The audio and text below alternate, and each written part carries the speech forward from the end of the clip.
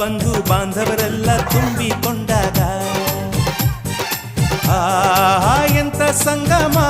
ಶುಭ ಲಗ್ನದಲ್ಲಿ ಗಂಡು ಹೆಣ್ಣು ಜೋಡಿಯಾದಾಗ ಶಾಸ್ತ್ರೋಕ್ತ ಕಲ್ಯಾಣ ಏನ್ ಚಂದ ಕೇಳಣ್ಣ